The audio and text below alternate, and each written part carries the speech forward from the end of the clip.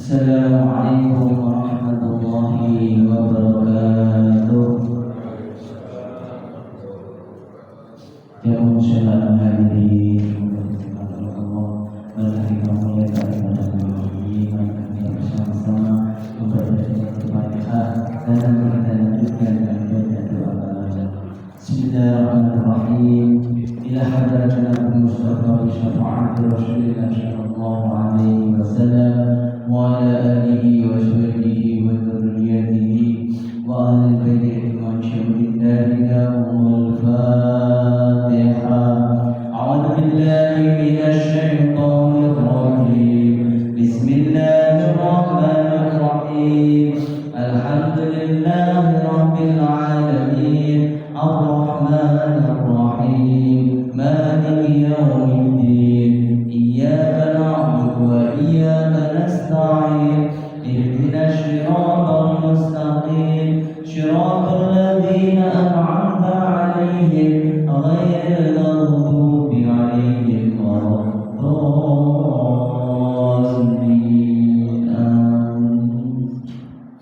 Bismillahirrahmanirrahim. Kalamu qadimu la yumallu sama'u tanazzaha an qawli wa fi'li wa niyati tanazzaha an qawli wa fi'li wa niyati bihi asmami min kulli da'in wa nuruhu dalilun li qalbi inda jahli wa hayrati dalilun li qalbi inda jahli wa hayrati fa ya rabbi matini bi syirri hurufihi wa nawwir bihi qalbi wa sam'i wa rukanati wa nawwir bihi qalbi wa sam'i wa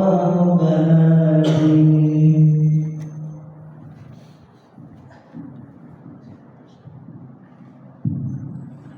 Allahumma salli ala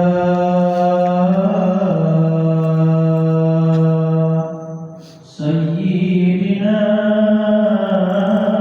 Muhammad wa ala ali Sayyidina Muhammad.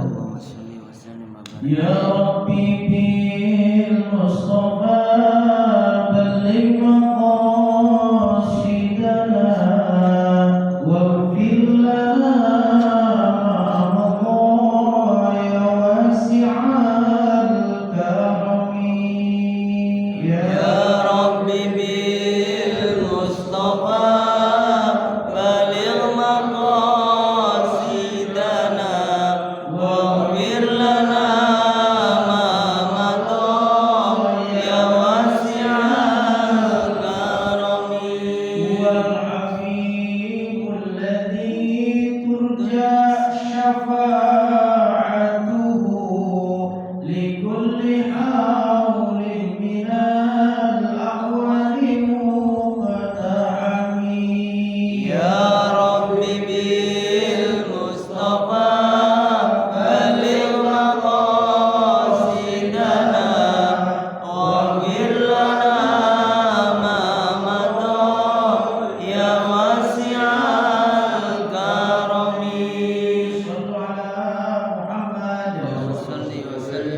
Bismillahirrahmanirrahim. Assalamualaikum warahmatullahi wabarakatuh. Waalaikumsalam warahmatullahi wabarakatuh. Alhamdulillahi rabbil alamin wa bihi nasta'in ala umuri dunya waddin. Wassalatu wassalamu ala sayyidina Muhammadin wa ala alihi wa sahbihi wa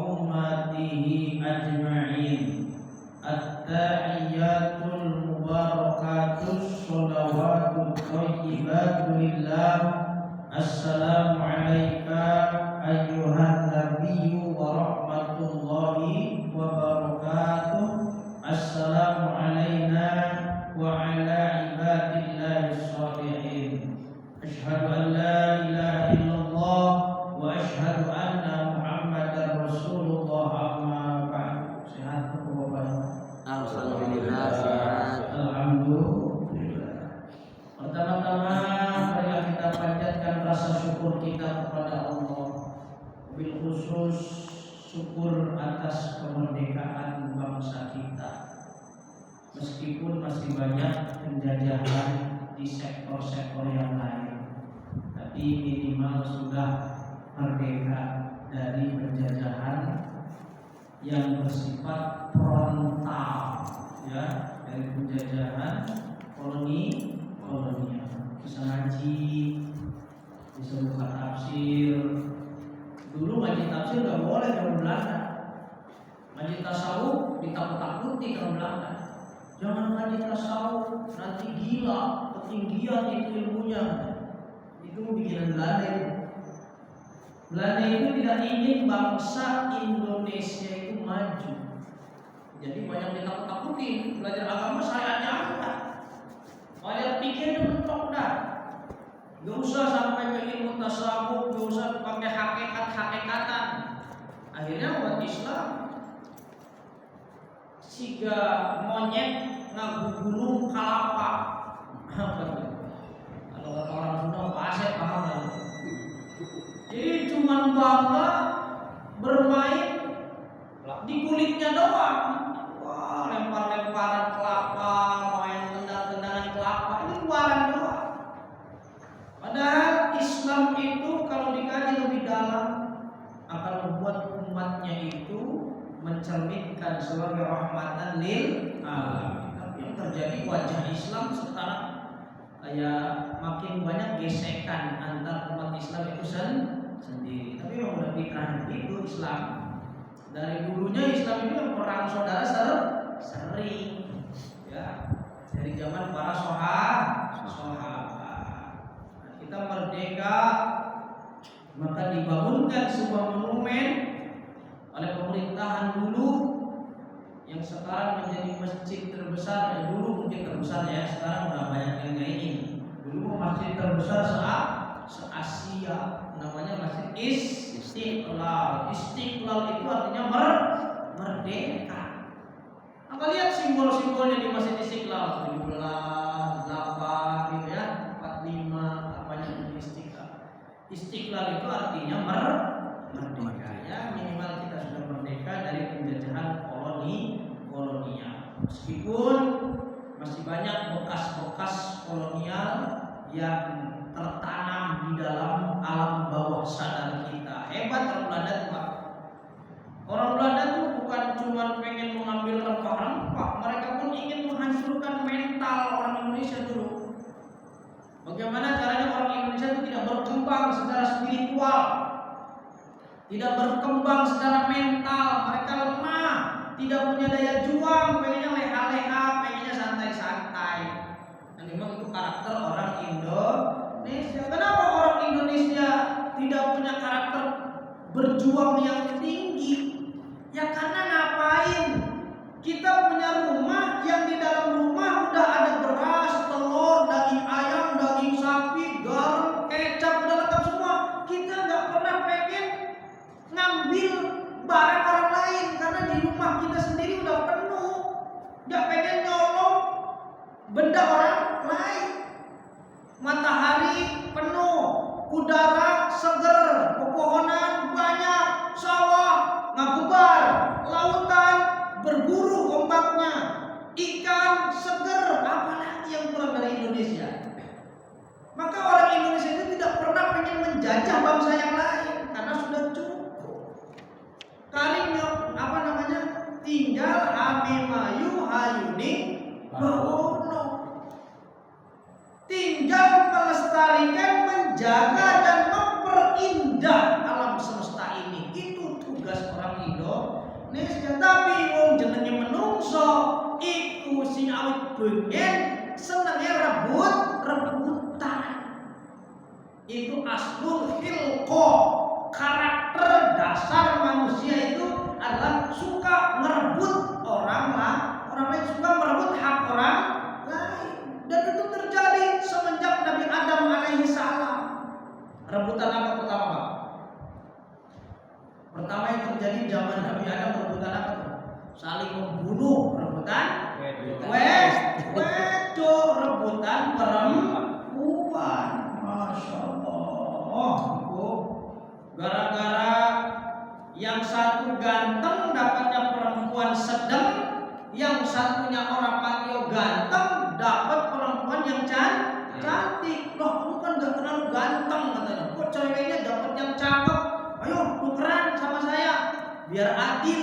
Saya kan ganteng, biar dapat cewek yang cantik. Wah, yang mau gak mau, ini udah jatah saya. Wah, rebutan perempuan. Itu pertama kali manusia di bumi, Qabil dan Habil, keturunannya kanjeng Nabi Adam alaihi salam. Maka pembunuhan pertama antar umat manusia adalah peristiwa Qabil dan Habil. Itu pun dikenal di sejarah agama-agama samawi seperti Yahudi dan agama Kristiani sebagai kain kokain, Qabil dan Habil. Itu pembunuhan pertama antar manusia. Dan memang manusia itu sebenarnya merebut wae.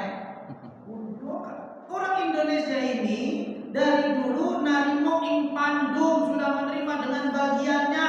Mau nyari apa lagi orang Indonesia? Maka leluhur bangsa Indonesia dari zaman dulu cukup mencukupkan dengan apa yang di negerinya.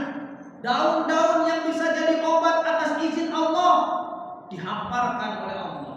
Daun apa? Buat kita BAB mencret, Allah kasih daun apa? Daun jambu peluru. Apa tadi daun jambu peluru? Becok pakai air ya. Kasih air panas sedikit, diminum. Itu besoknya langsung keras kayaknya. Ya Pak? Nya nggak bisa keluar, keras banget. Nganggo apa? Pepaya. Ono di Indonesia pepaya, pangan pepaya. Sariawan orang mari-mari. Nganggo apa? Angsana itu loh Pak, daun kumis kucing yang daunnya kayak daun kelor, diprotolin, dibecek-becek. Saya waktu kecil sama abah saya kalau sariawan begitu, dibikin itu kental banget, pahitnya di tenggorokan hilang. Diminum besoknya sariawan hilang. Orang Indonesia kalau kebacok itu diusap rapat lagi, bukan sakti, karena orang Indonesia tahu bagaimana cara merangsang daripada sel darah putih. Sel darah putih itu untuk membereskan kembali, untuk mereparasi kulit-kulit yang luka. Maka orang zaman dulu kalau kebeset bedog, kalau kesobet arit, itu langsung dicukup, keong diambil, dipotong atau nggak usah dipotong, diolesin. Itu kan mengandung lendirnya itu besoknya langsung kering. Kurang sakti opo bahasa Indonesia. Jadi gak pernah ngiri dengan negara orang lain, gak pernah pengen ngejajah negara orang lain karena cukup semua. Pengen matahari tiap hari terbit di Indonesia matahari, pengen udara segar tiap hari menghirup udara segar, pengen oksigen banyak, pohon-pohonan di Indonesia. Apa yang kurang bagi bangsa Indonesia? Tak wong liya akeh sing ngerebut bangsa Indonesia. Teman-teman orang yang ada daerah katanya yang terdiri dari pulau-pulau, di situ subur, palawija, biji-bijian, tumbuh-tumbuhan, banyak obat-obatan di sana, kayu-kayunya juga berkualitas. Aduh, akhirnya gara-gara buku itu tuh katanya, ya buku apa sih itu namanya? Ya, ada buku yang ditulis oleh siapa? Plato ini Atlantis, itu jauh sebelum zaman Belanda ya. Ada buku siapa? Napoleon apa siapa tuh? Dibaca oleh orang Belanda, penasaran, berlayar ke sini, ketemu pertama berlabuh di mana Pak? Anjingnya anak laut nih, pasti paham. Nah, pertama di Kolombo. Iya, namanya Kolombo. Enggak, maksudnya di Indonesia pertama Belanda tuh mendarat di mana tuh? Bukan mendarat, berlabuh di Pasai.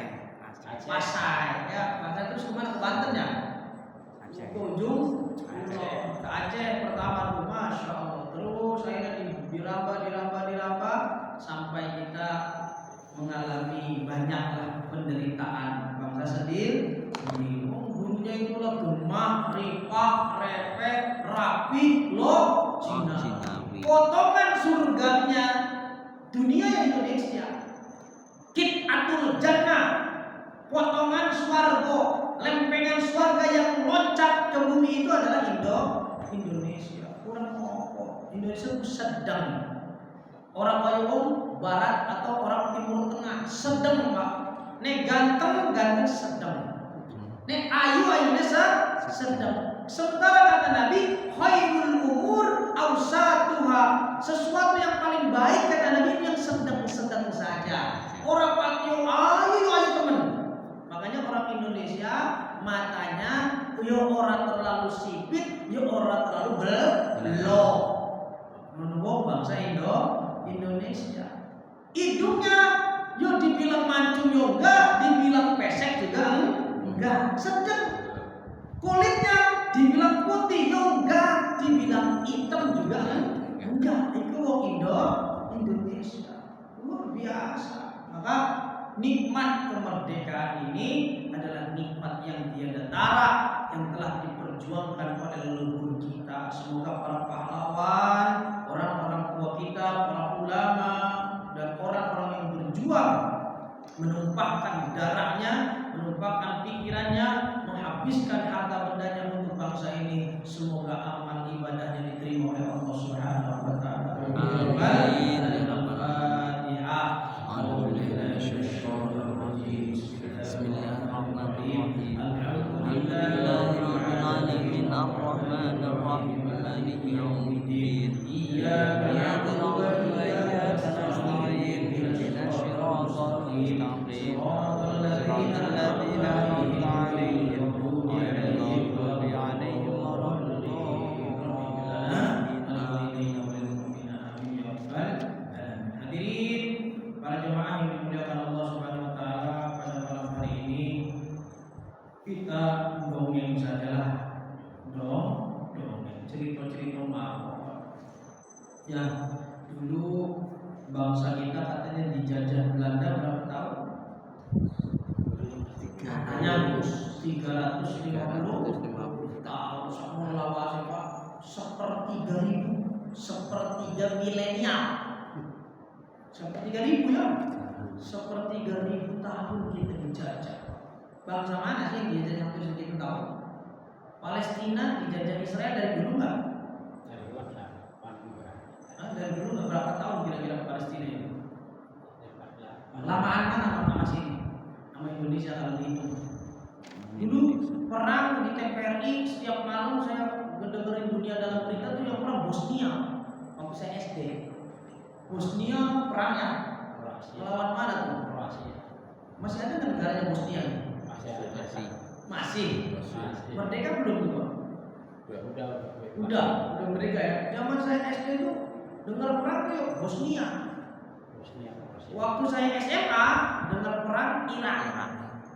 Waktu saya tahun 2005-an ya, 2004 2005 itu perang Irak. Makanya nggak boleh ke Mesir saya sama bapak saya. Pak, saya pengen kuliah di Mesir. Bocok, Timur Tengah pun gede, wong ribut jadi gitu kan. Atau yang udah gak jadi, saya mondok di Indonesia saja. Nggak jadi ke Mesir. Tapi anaknya kakak saya udah di Mesir sekarang. Kalau aman lah. Ya, gone wong tukaran. Timur Tengah itu wong tukaran jadinya. Wong keras katanya. Terus di Indonesia wae kowe ngalim iku malah ulama Timur Tengah. Nek ngalim ne ora ya. Nek ngalim aja. Memang ulama-ulama Nusantara itu pemikirannya dalam. Ya, tidak dipikirkan mungkin oleh ulama-ulama lain. Kenapa orang Indonesia pemikiran ulamanya dalam? Karena di Indonesia kompleks, Pak. Budayanya, bahasanya, karakteristik orangnya, sehingga dia berpikir terus tentang hukum, menggali terus tentang makna-makna esensi dari agama, sehingga terus ulamanya tambah cerdas. Gitu. Kalau sana ya paling 2 sekte, 2 aliran aja, itu aja yang jadi ribut. Kalau di Indonesia banyak aliran yang mantan badminton aja ada, kan? Ya, nabinya yang mantan pemain badminton,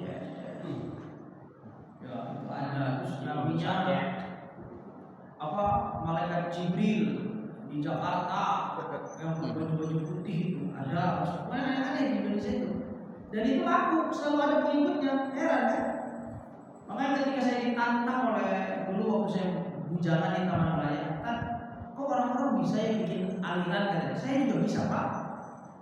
Bikin aliran itu gampang, dan supaya pengikutnya banyak sebenarnya ngacak-ngacak logika umat itu gampang. Tapi aku yuk anut guru lah, ikut guru, gak boleh kita berguru dengan saran yang baik, kita malah bikin pola-pola yang aneh. So pengennya aneh mah gampang. Jumatan orang usah 40 orang, 4 orang saja cukup bisa. Tai ayam, kemudian tai sapi, tai kambing, gak najis kok, suci itu. Lah bukan karangan, itu ada kitabnya namanya Mizanul Kubro. Jadi bapak-bapak kalau pengen bikin aliran baru, baca kitab Mizanul Kubro. Banyak hukum yang aneh, dan itu ada pendapat ulamanya, bukan ngarang, ada pendapat ulama.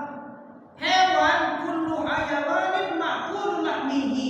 Setiap hewan yang dagingnya bisa dimakan, maka kotorannya itu suci. Kayak ayam suci, goreng aja goreng suci. Ya. Oh iya. Ya, kalau mau bikin aliran-aliran ya galau bendera dewe itu gampang. Kalau kita rajin baca kitab, makanya orang rajin baca kitab, orang iso ngempet nafsu nih, nggak bisa bawa egonya. Wah, bikin bendera masing-masing, bikin ajaran masing-masing.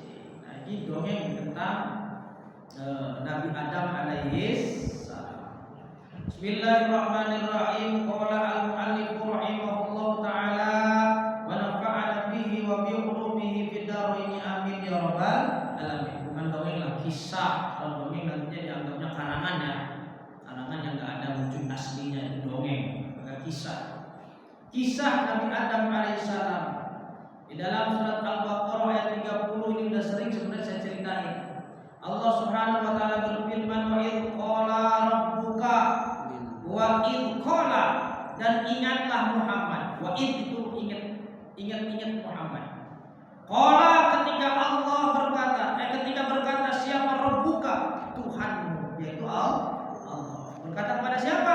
Lil malaikati, kepada para malaikat. Allah dawuh marang malaikat. Allah berkata kepada para malaikat. Berkatanya apa? Inni ja'ilun fil ardi khalifah. Ingat, tegas-tegas. Allah menciptakan Nabi Adam itu udah digarisbawahi dari awal. Inni ja'ilun fil ardi khalifah. Aku akan menciptakan seorang makhluk di bumi untuk menjadi seorang khalifah. Jadi Nabi Adam itu kanggo ning swarga, kanggo ning bumi. Buat di mana diciptakannya Nabi Adam nih? Job desk-nya ada di mana? Di bumi. Buku manualnya diciptakannya Nabi Adam itu untuk di surga apa di bumi? Di bumi. Maka jangan kegeeran kalau kita ini katanya pantasnya di surga. Oh, Gusti Allah itu ancen wis tegas-tegas dari awal maunya fil ardi, di bumi. Tapi delalai diciptakan ning surga. Maka Allah Subhanahu wa taala perintah kepada malaikat, ya Jibril, wahai malaikat Jibril, anzil, turun kamu ke bumi. Ucapkan salam kepada bumi, ambillah bagian-bagian dari bumi untuk dijadikan bahan Nabi Adam.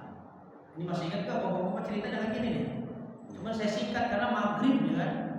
Kan maghrib udah bakal tuk, bakal tuk itu gak bakal nyampe ceritanya. Singkat aja, di skip ya. Akhirnya turunlah jenderalnya, malaikat yang paling besar, jenengnya malaikat Jibril. Ya Jibril turun ke bumi, malaikat Jibril turun ke bumi. Gak tahu tuh bumi waktu itu kondisinya kayak gimana. apakah masih dingin banget, apakah panas banget, apakah udah normal. Yang jelas sudah normal. Kalau belum normal nggak bisa. Ya, maka kan dulu kata orang-orang sains, orang-orang ahli ilmuwan, bumi kan pernah mengalami panas banget gitu ya. Berapa puluh juta tahun panas bumi ini. Kemudian mengalami pendinginan, air bumi dingin banget itu berapa juta tahun yang lalu. Kemudian barulah normal. Setelah normal, adanya bakteri, adanya binatang-binatang bertulang satu, bertulang tunggal apa. Kemudian merayaplah binatang-binatang di atas bumi. Jadi kita ini duluan mana, binatang sama manusia? Duluan mana? Sama binatang. Duluan binatang. Manusia keri pak. Khalifah ataupun keri-kerian. Ya. Keri apa? Belakangan. Khalifah datangnya belakangan. Dulu sebelum manusia pun ada makhluk yang namanya albin. Nah, ini boleh bawa cari referensinya ya. Saya juga cari-cari di kitab itu ada namanya albin. Albin itu setengah rupanya manusia, setengahnya kuda, setengahnya burung, setengahnya manusia. Itu dulu pernah Allah ciptain makhluk begitu. Dan punya kekuatan yang lebih kuat daripada manusia. Bisa mabur, bisa masuk ke dalam tanah. Bahkan disebutkan dalam sebuah cerita 70.000 tahun di dalam tanah orang mati. Itu umurnya doa. Umurnya panjang. Tapi itu nggak saya ceritakan panjang-panjang.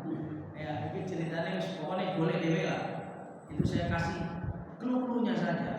Kemudian berganti setelah albin, bumi gak tambah makmur, kacau, kebakaran di mana-mana, terjadilah huru hara di mana-mana, lalu ganti lagi namanya generasi alhin. Alhin. Nah, alhin ini lebih halus. Ya, lebih halus. Mereka mengelola bumi, mereka terus berkeliaran di bumi.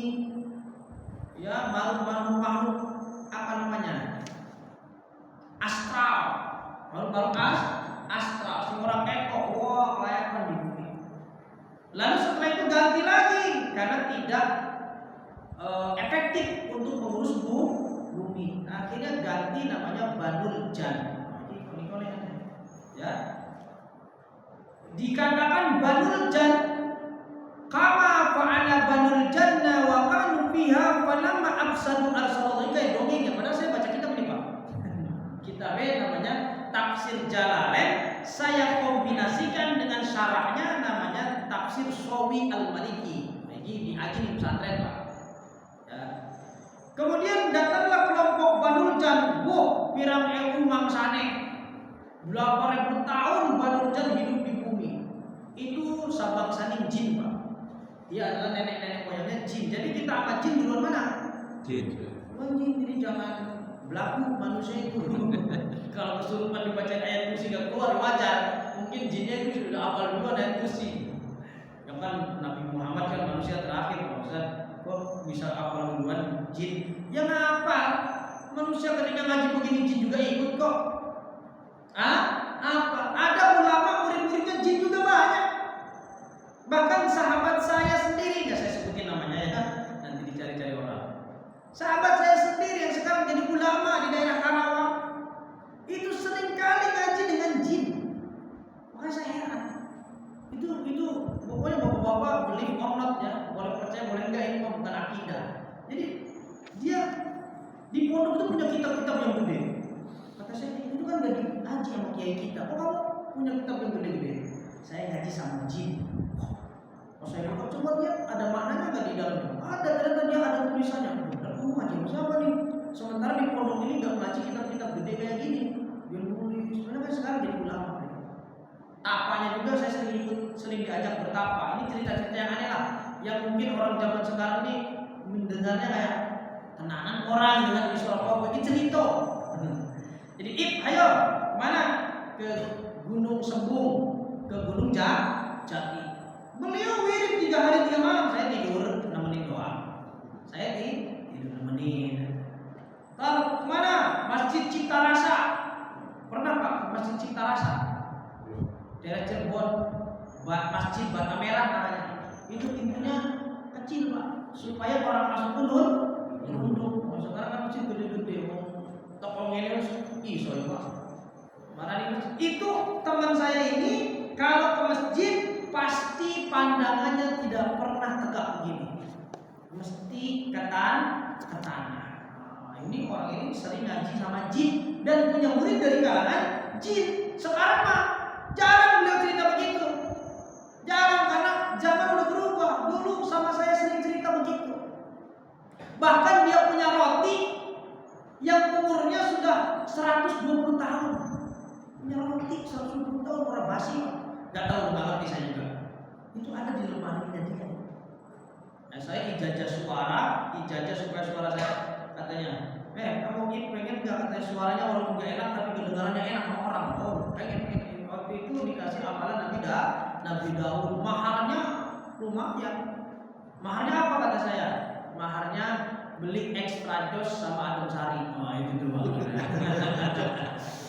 Dia minum extra jos, saya minum adem sari. Cerita waktu di pondok Cirebon. Ya, saya dikasih itu. Ya, amalannya Allahumma ahsin sauti kama ahsanta li Daud alaihi salam. Itu doang. Jadi kalau bapak-bapak nyanyi, sholawatan, qori, suaranya pasti enak. Tapi cara ngomong itu enak. Nah, pokoknya itulah. Suara kan pasti enak pasti nih. Tapi kata orang kalau didengerin ya lumayan enak katanya. Saya juga nggak tahu sih. Ya itu tak ijazahnya juga Ustaz Mujib juga. Ustaz Mujib langsung minta ijazahnya ke Karawang. Sampai kan suara enak kata saya. Minta ijazah langsung ke Karawang. Langsung ditusuk itu lidahnya Ustaz Mujib sama beliau. Udah, makanya sekarang sholawatan dulu Ustaz Mujib lah. Emang dari dulu juga sholawatan, dari dulu juga sholawatan, dari pondok udah sholawatan, tapi lebih mantap lagi setelah diijazah. Nah ini muridnya ada jin, juga punya guru dari kalangan jin. Sudah ngerti saya? Nggak ngerti lah. Gimana caranya Pak berguru dengan jin saya nggak paham. Bagaimana punya murid jin saya nggak paham saya. Pokoknya baru mencerita. Tapi ini pengalaman pribadi saya. Waktu pondok itu jam itu Pak. Tapi di situ jam 1 ya. Iya, jam itu kurang satu. Jam 7 kurang. Jam 7 ya Pak ya? Iya. Jam 7 kurang semenit ya? Oh, Iya. Saya orang situ 7 menit lagi isanya. Hah? Isanya 7 menit lagi. 7 menit lagi ya. Saya kan cerita-cerita ya waktu di pondok. Saya waktu di pondok Bapak-bapak sering rep-repan. Bukan hanya rep-rep, saya tuh kalau tidur didatengin perempuan. Cerita ya Pak, believe or not, boleh percaya boleh. Ini cerita saja. Waktu di pondok saya dan didatengin perempuan. Pas waktu tidur didatengin. Kaget sih, oh bapak ada perempuan di kamar saya gitu kan. Ternyata itu jin. Ya, jin. Saya matur ke kiai, Assalamualaikum, Mama. Kan kalau di Cirebon tuh ngomong orang tuh mama ya, orang tuh mama tuh bapak lah, Pak gitu kan. Ma, saya kalau tidur sering didatengin jin. Akhirnya kata kiai saya, ini Aang. Nah, bapak-bapak nggak tahu inilah namanya Aang. Tapi saya kasih sebut namanya sekarang ya.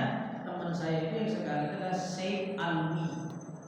Ya, Said Alwi itu sahabat saya dulu di Babakan Coring Cirebon. Bapak-bapak cari aja Ahbabur Rasul Indonesia.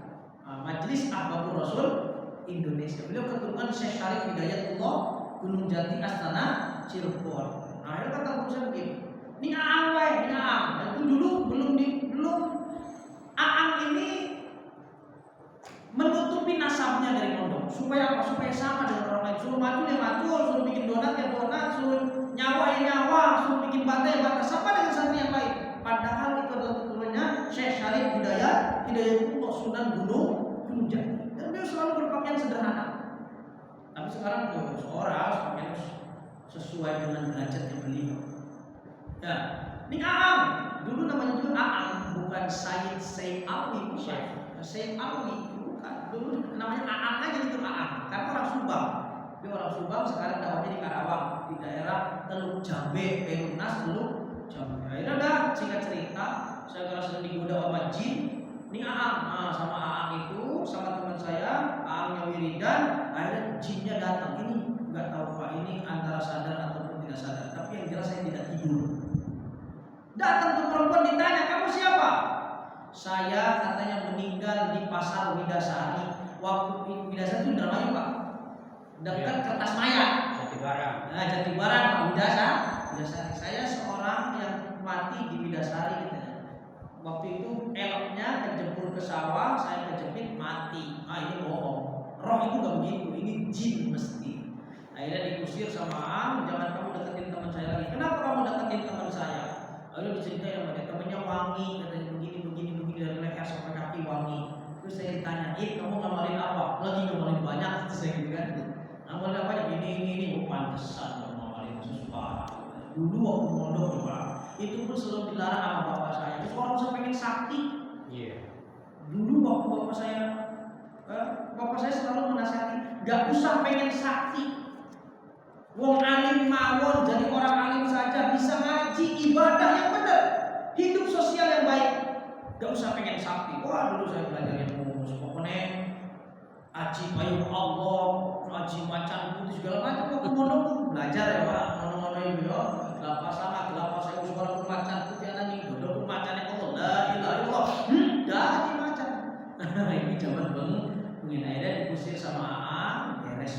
Setelah beres, itulah kata saya, kok bisa ya berinteraksi dengan jin? Katanya manusia itu nggak bisa berinteraksi dengan jin, tapi bisa ternyata ada, dan saya menyaksikannya sendiri. Nah, jin dengan manusia itu masih tuaan jin, dan umur jin itu panjang.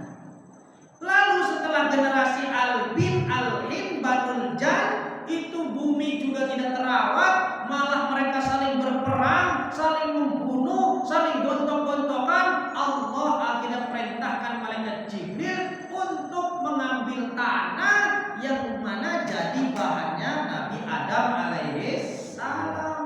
Di sini diceritakan wa huwa ma'khudun min adimil ardi. Nama Adam itu diambil dari kalimat adim. Adim itu coro bung Jawa bahasanya adem. Makanya Adam itu bukan bahasa Arab. Cek saja mana orang yang pernah belajar bahasa Arab.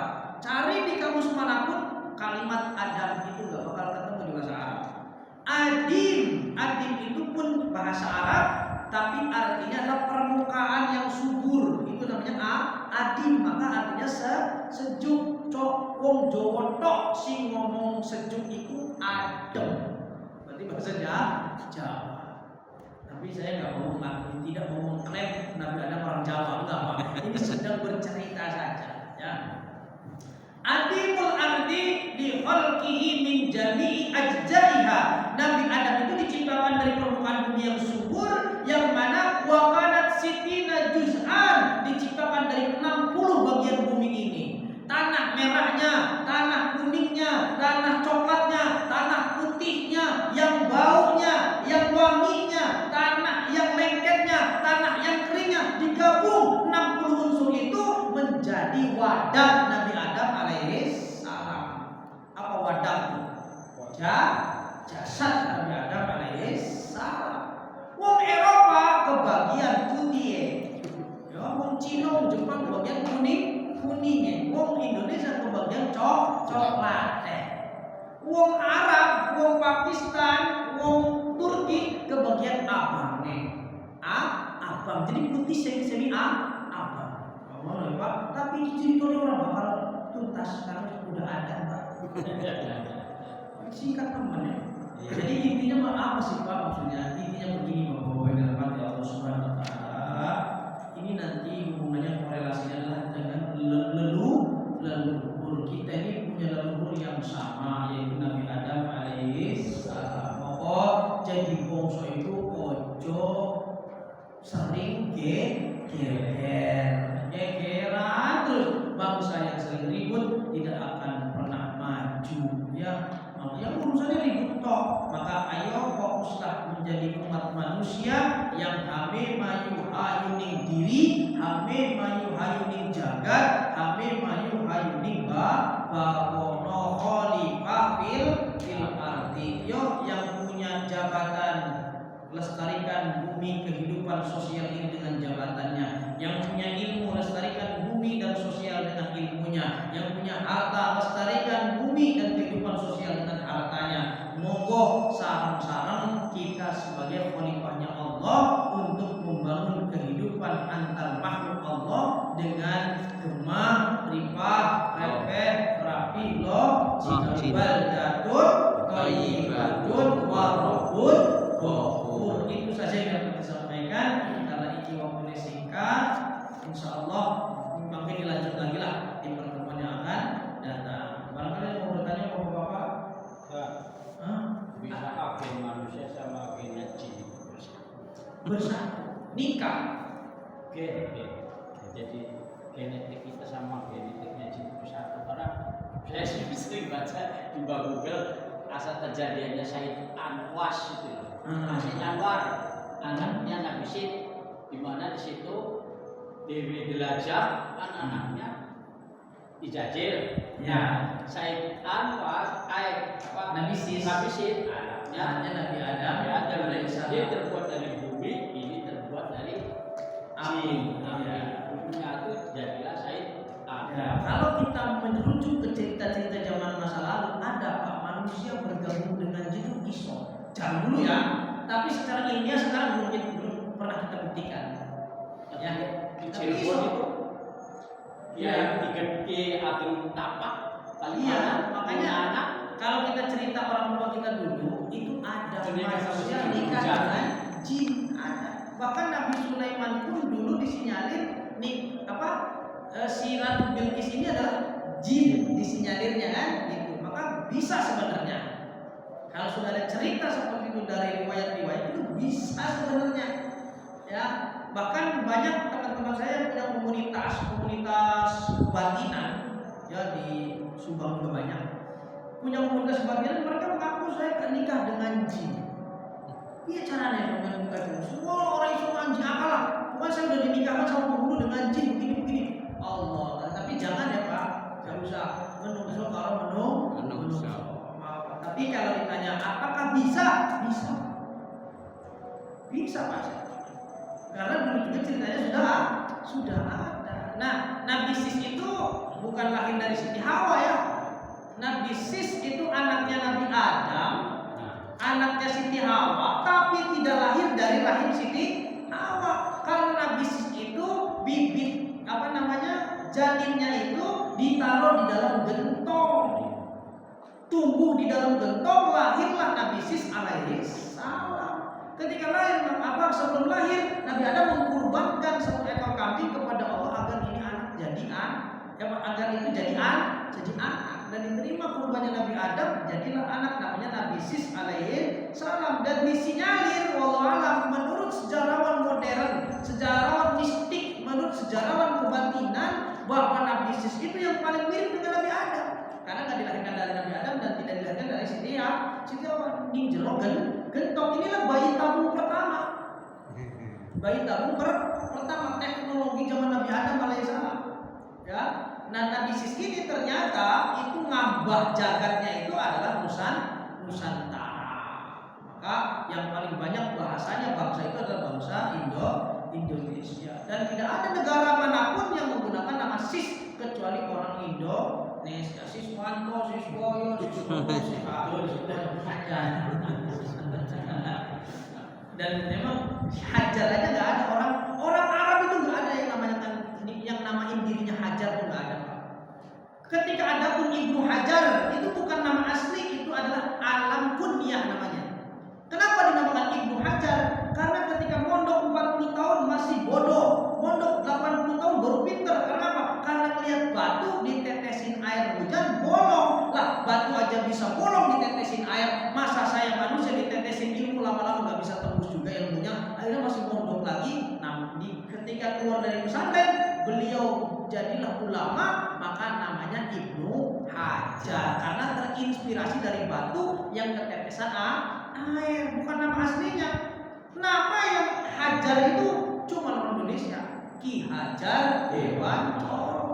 Nah, dulu mbahnya istrinya Nabi Ibrahim alaihissalam ada namanya Siti Hajar. Di Sampai sekarang di Arab tidak pernah ada orang yang menamakan dirinya Hajar kecuali batu. Orang Arab itu ngomong Hajar itu watu. Orang tidak dinol aran Arab. Nah nantilah kita bahas tentang sejarah Imam pakai slang. Ya pakai apa slang. Jadi kenapa ada nama Hajar? Kemudian bangsa Mesir berinteraksi dengan bangsa Indonesia sejak ribuan tahun sebelum masih jadi bangsa kita sudah besar dari zaman dulunya Pak. Cuman disembunyikan sejarahnya semenjak Belanda menjajah bangsa Indonesia. Tanah Jawi saja orang Yahudi kagum dengan tanah Jawa. Mereka mengatakan inilah Jewish. Jewish itu Yahweh. Yahweh itu adalah tanah Tuhan. Itu tapi mau cerita nih masalah sejak kenek dipercaya kenek orang cerita tapi cerita Nabi Adam tadi adalah berdasarkan kitab tafsir yang saya bawa. Itu saja yang Bapak yang dirahmati Allah Subhanahu wa taala. Semoga ada manfaatnya. Kita menyadari bahwa bangsa kita bangsa besar, bangsa kita adalah bangsa surganya Allah, bangsa kita adalah bangsa yang dididik oleh Allah untuk berkesadaran yang tinggi. Oleh karena itu, mari bersatu mensyukuri kemerdekaan ini dengan berbagai macam posisinya masing-masing. Allahu muwaffiq ila aqwamit thoriq. Assalamualaikum warahmatullahi wabarakatuh. Waalaikumsalam warahmatullahi wabarakatuh. Asyhadu an la ilaha illa anta